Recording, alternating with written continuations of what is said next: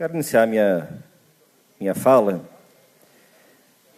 dizendo do estarrecimento que me tomou essa semana, quando vi pelas redes sociais, porque a imprensa, os grandes veículos, não sei porque não teve o interesse de dar ampla divulgação, mas quando nós vimos a imagem do Frei Leonardo Boff, junto com Adolfo Pérez, vencedor do Prêmio Nobel da Paz, serem impedidos de fazer a visita ao presidente Lula. O presidente Lula está há quase em torno de 15 dias preso na Polícia Federal, em Curitiba, e, sobremaneira, foi algo muito forte, né? Uma juíza em Curitiba, na minha opinião, força auxiliar do juiz Sérgio Moro, que travou uma cruzada política de perseguição ao ex-presidente Lula, que nós já dissemos várias vezes aqui, né? Lula é inocente, porque nenhuma prova foi apresentada de que ele fosse realmente proprietário do famoso triplex. Nenhuma prova.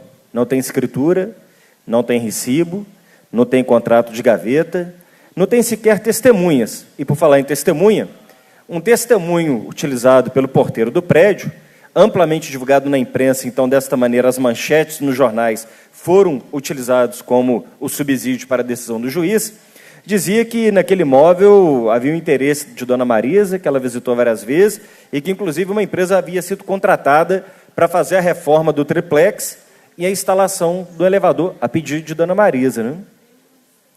Quando o movimento dos trabalhadores sem teto ocuparam o triplex, e diziam isso, né, já que o juízo entende que pertence ao Lula, só o Lula pode solicitar a nossa retirada, ou reintegração da posse do imóvel. Mas, bem, a Justiça não levou isso em consideração. E o que os militantes, então, encontraram naquele imóvel? Nada. Nenhuma reforma relevante, não tinham os móveis planejados, sofisticados, que vários veículos de imprensa haviam divulgado à época, quando houve a denúncia desta reforma. Um imóvel extremamente simples, com escada e sem elevador. Então, eu penso que isso tem que ser levado em consideração para as instâncias que hão de julgar o mérito desta ação contra o presidente Lula. Restou também a palavra do Léo Pinheiro, dono da OAS, que no seu primeiro depoimento disse ao juiz Sérgio Moro que não tinha provas de que o presidente Lula fosse beneficiado desta propina em forma de imóvel, junto com a reforma. E quando o juiz Moro pergunta se ele tinha provas, ele diz que não, porque por orientação do próprio Lula havia destruído as provas. Mas é engraçado como ele não teve o zelo de destruir as provas contra si mesmo, né? Destruiu as provas que incriminavam Lula, mas não destruiu as provas contra si mesmo. Tentou um acordo de delação, o que foi negado pelo Ministério Público, mas ainda assim trouxe uma nova versão, na esperança desse novo acordo de delação, dizendo que o Lula era realmente o beneficiário deste imóvel. Então, vejam, até onde eu me entendo por gente, aqui no Brasil, quem não registra não é dono. Não é assim que a gente fala? Vem na capinha dos cartórios que eles entregam para nós quando você vai fazer a escritura do imóvel, quem não registra não é dono. Então, diferente de outros políticos, que há gravações, imagens, há documentos, dinheiros em malas, no caso do ex-presidente Lula, não há nada disso. Apenas a palavra do delator, que mudou a sua versão em busca de benefício à justiça, e nós já falamos sobre isso, e agora o Supremo começa a discutir esse instituto de delação premiada, que acabou se tornando, de alguma maneira, um instrumento dos delatores dizerem aquilo que os acusadores querem ouvir, né?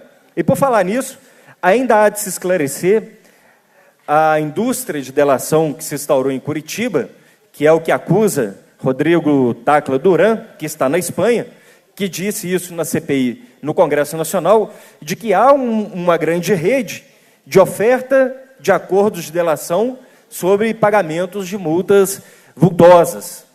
Um dia o povo brasileiro vai entender isso tudo, porque a gente conversando assim, parece muito complexo, né, para as pessoas entenderem o que está por trás disso.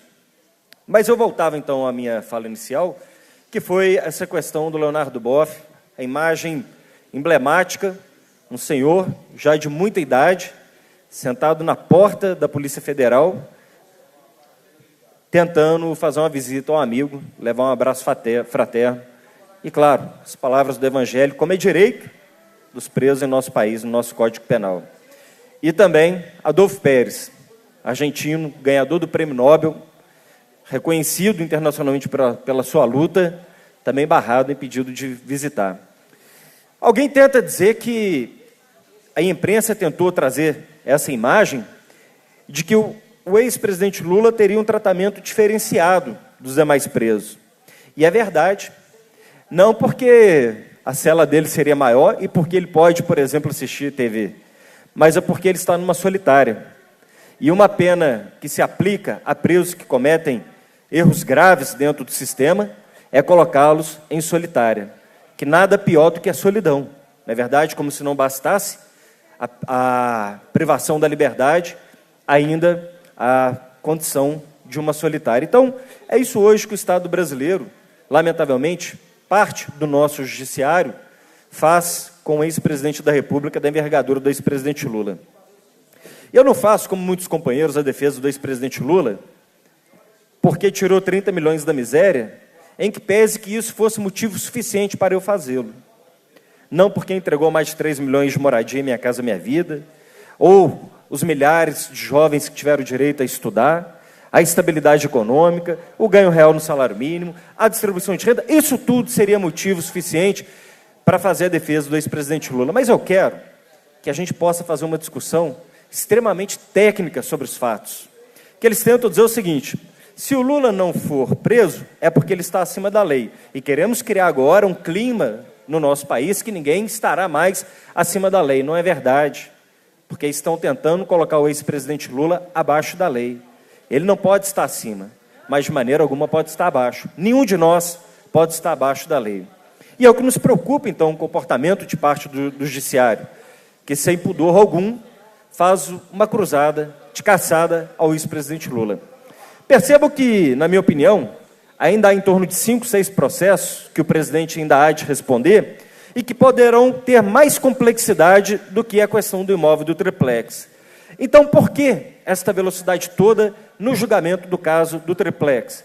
Por que, de uma maneira recorde, esse processo passou na frente de mais de 260 processos na 4ª turma do tribunal em Curitiba? Por que essa excepcionalidade? É muito simples, porque este seria o processo que teria condição de ser analisado, inclusive futuramente, sendo a justificativa ou a razão para impedir o registro da candidatura do ex-presidente Lula nas próximas eleições. Esse é o pano de fundo. O processo mais frágil, tão frágil, que poderá então ser o objeto do impedimento da candidatura do presidente Lula. Porque isso tudo, o golpe que a ex-presidenta Dilma viveu. Acho que hoje está mais claro para as pessoas, né?